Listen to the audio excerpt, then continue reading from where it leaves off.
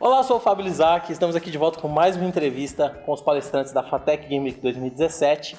Hoje eu tô aqui para conversar com ele, que é CEO e fundador da indústria de jogos, membro conselheiro da Abra Games, também trabalhou como membro conselheiro do Gamers Club, uma plataforma de esportes, chair do capítulo Sorocaba do International Game Developers Association, a IGDA, acreditado em mais de 20 jogos publicados na Steam, Android, iPhone, iPad, Windows Store, Windows Phone, Amazon Store, executando diversas funções como diretor, produtor, lead developer, game designer. E eu vou parar por aqui porque são mais de 20 anos dedicados à indústria dos jogos e eu acho que ele dorme também, vai ser a primeira pergunta. Seja bem-vindo. Às vezes eu durmo. Obrigado pelo convite aí. Nós é que agradecemos. Você dorme. De vez em quando. De vez em quando. Quando não tem mais jeito, quando tá naquela situação. Na verdade, isso daí é só porque eu já sou meio velhinho. É só isso. É só prova de idade isso aí tudo. Malegra, você, o IDJ, né, a indústria de jogos, ele fez 3 anos em março desse ano, né? Exatamente. Como é que surgiu a ideia do indústria de jogos e o que mudou desde o início? Cara, mudou muita coisa. Na verdade, a indústria de jogos ele começou como um blog, tá? Porque na época, né, quando eu comecei ele, eu estava super envolvido com a Smile, que era o estúdio que eu fui um dos fundadores, eu era sócio da Smile na época, mas eu não encontrava muito conteúdo em português sobre desenvolvimento de jogos. Então, você encontrava ali um Gama Sutra, GamesIndustry.biz, né, aqueles sites que a gente vai para ver, se informar sobre o mercado de desenvolvimento de jogos, mas em português muito pouca coisa. E aí começou como um blog, na verdade, para eu começar a escrever sobre isso, manifestar algumas opiniões e tudo mais.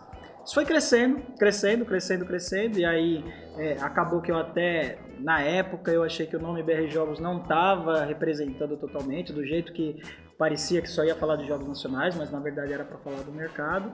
Aí eu mudei o nome dele para Indústria de Jogos, isso foi tomando corpo, e é engraçado porque o que começou com uma iniciativa totalmente paralela, hoje é a empresa que eu dedico 100% do meu tempo, tudo que eu faço hoje, na verdade, eu faço com a indústria de jogos e aí, né, hoje está tomando a proporção que está tomando. Fico bem feliz com isso, inclusive.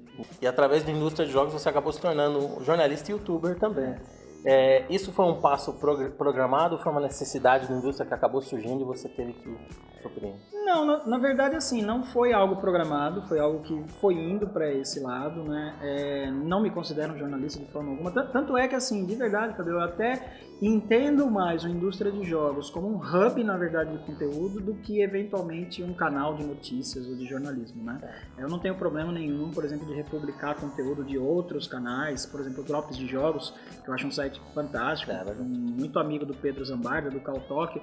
Vira e mexe, eu trago o conteúdo deles para a indústria, levo também na indústria para outros canais, produçãodejogos.com também, do Rafael Dias, que eu também acho fenomenal. Então eu entendo o indústria como um grande hub. Claro que isso passa por produzir conteúdo também e na verdade o fato de eu produzir conteúdo em vídeo vai muito porque eu também gosto muito de vídeo. Eu assisto muito YouTube, né? Eu geralmente almoço ou janto assistindo ou GDC, canal da GDC, ou canal da Unity, ou da Unreal, ou NoClip. Eu gosto muito de ver esse tipo de conteúdo. Então meio que naturalmente levou eu produzir o conteúdo que eu gostava, né? E isso foi mudando, na verdade. Se você ver os primeiros conteúdos de vídeo que eu tinha no YouTube da indústria, era aquela coisa tosca, né? Assim, totalmente. Isso foi evoluindo. É bem diferente. Ainda tem muita coisa a evoluir, eu tenho consciência disso. Não me considero também um youtuber, assim, né, profissional.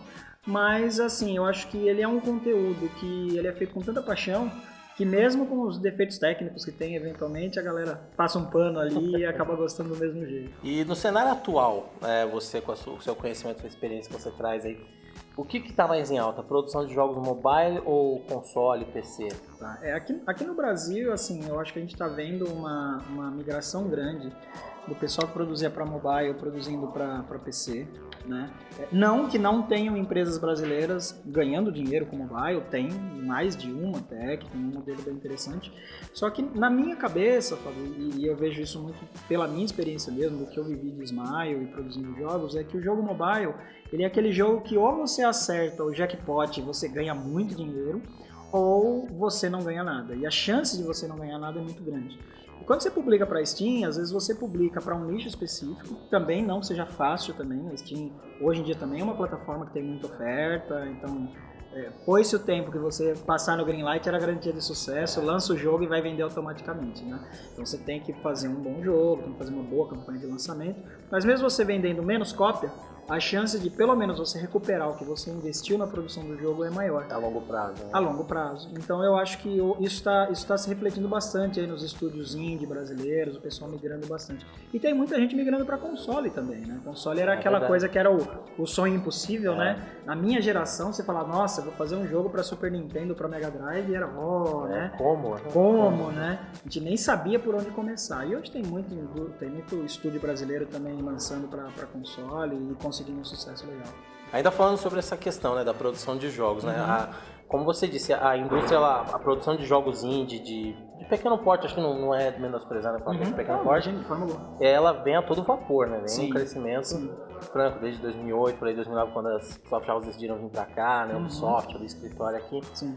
E aí, recentemente, a gente teve esse projeto do Brasil de todas as telas, do Ancine, né? Que vai também abrir um financiamento para alguns projetos, né? Até a Behold foi uma das contempladas. Exatamente. Você acha que isso vai representar um novo passo para a indústria, para a gente começar a produzir jogos AAA, ou você acha que esse não é o perfil do mercado brasileiro? Eu tenho certeza, na verdade, Fábio, que isso é extremamente importante. Eu sei que tem muita gente, e geralmente quando a gente fala de investimento do governo, todo mundo fica um pouco pé atrás, né? Ainda mais na situação política que a gente está vivendo hoje, né? Falou de governo, todo mundo já fica meio, opa, governo, não quero ter nada a ver com isso. Palavra de baixo calão, né? Palavra de baixo calão. Mas eu pessoalmente acho que o formato que foi feito para o edital do Ancine, claro que tem defeitos, tudo na vida pode ser melhorado, né? Foi o primeiro edital que a Ancine fez para o setor de games, né? Mas eu acho que assim, ele tem um formato que eu gosto bastante, porque primeiro que ele não é fundo perdido, eu não gosto dessa história de ataque o dinheiro e não importa se você fizer o jogo ou não fizer o jogo, se você pegar isso aqui e viajar para as Bahamas, problema seu. Não gosto disso. Ele no fundo ele é um empréstimo, em que o governo ele passa a ser, né, quer dizer, a Ancine, ela passa a ser sócia daquele jogo, então ela recebe, né, dividendos em cima da receita que você tiver no jogo. E mais importante, ela tem um comprometimento que essa receita que ela tiver dos jogos volta para esse fundo setorial, por isso que é chamado de um fundo setorial, para financiar os próximos jogos. Então, se a gente tiver, você citou aí, por exemplo, a Behold, né?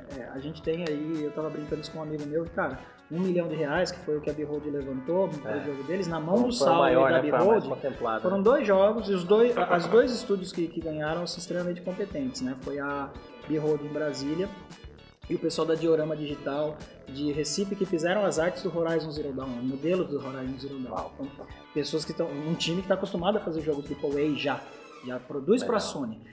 Então, R$1 milhão na mão desse pessoal tem uma grande chance de ser um jogo realmente bom. E se esses jogos fizerem sucesso, chegou o Torrent, né? Um lado bom da gente é que o brasileiro é tão acostumado a fazer muito com pouco, que quando a gente recebe isso, né, espera-se, né? Claro, a gente só vai ver esse resultado daqui a 10 meses, um ano, mas eu tenho quase certeza que esse pessoal vai fazer jogos realmente de impacto. E se esses jogos fizerem sucesso, isso volta para o fundo setorial para financiar a próxima geração de jogos de impacto. Isso é um ponto. O segundo ponto que eu acho interessante, Fábio, é que a gente está vendo o mercado realmente aí bastante agitado, porque quando você pega uma empresa como essa, que está fazendo um jogo de R$1 milhão, R$500 mil, muitas vezes ela precisa buscar no mercado outras empresas menores para também prestar serviço para ela, seja em modelagem, áudio, né? Então tem uma série de empresas hoje vai movimentar mais o mercado. Está virando de fato um ecossistema, né? Então eu acho isso super importante, eu acho que foi um modelo, é um modelo super bacana, que claro, a gente só vai ver de fato o resultado disso daqui a um ano, mas eu acho que é um modelo muito próximo do que aconteceu com a indústria de cinema brasileira, que há 15 anos atrás aí era piada. Era piada. Né? Piada, né? Falava, era Carlota Joaquina e Porno Chanchada, né? Aqueles filmes. E hoje a gente vê aí, dos 10 filmes de maior sucesso de bilheteria no ano passado, 3, 4 filmes brasileiros ali no meio, né? Muito por conta disso, muito por conta de incentivo e tudo mais. Então eu sou um crente de forma positiva que isso vai ser legal para o mercado. É isso aí também. Então, para encerrar o nosso bate-papo, Malegra, eu gostaria de perguntar para você, ou pedir para você, nos deixar aí com a dica ou a sabedoria de ouro para integrar o nosso grande guia do desenvolvedor de jogos das galáxias.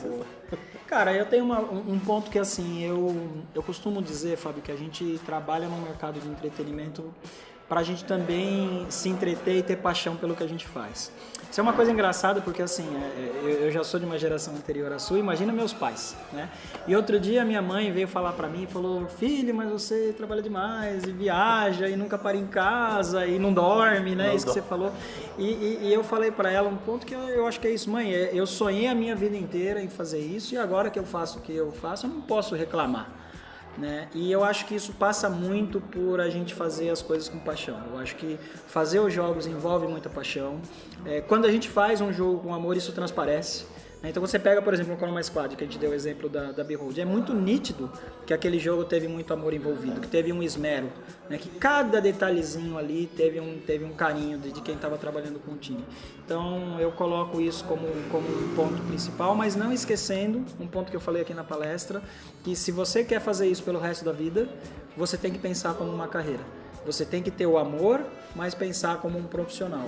Porque o melhor jeito de matar o amor é você deixar de ganhar dinheiro com isso, e aí você depois chegar no final do mês não ter o dinheiro para pagar as contas, e aí você tem que voltar para uma profissão normal, e aí viver talvez o resto da vida frustrado porque você não conseguiu dar vazão a esse amor. Então acho que você tem que ter esse balanceamento, fazer tudo com muito amor, acreditando no que você está fazendo, gostar do desenvolvimento de jogos, fácil gostar de desenvolver jogos, né? Mas também pensando no lado carreira, para poder viver disso pelo resto da vida. Ok, muito obrigado mais uma vez, Alegra. Eu que Estive aqui agradeço. conversando Prazer. com o Maurício. E você que está assistindo o vídeo, assina o canal, clica na sinetinha para receber as notificações. E a playlist com todas as entrevistas vão estar na descrição desse vídeo. Alguém vai colocar, alguém que não sabe. No momento que assistir esse vídeo vai saber. Então você fica ligado aí que vai ter muito mais entrevista aqui na FATEC Game Week 2017. Até mais. Show.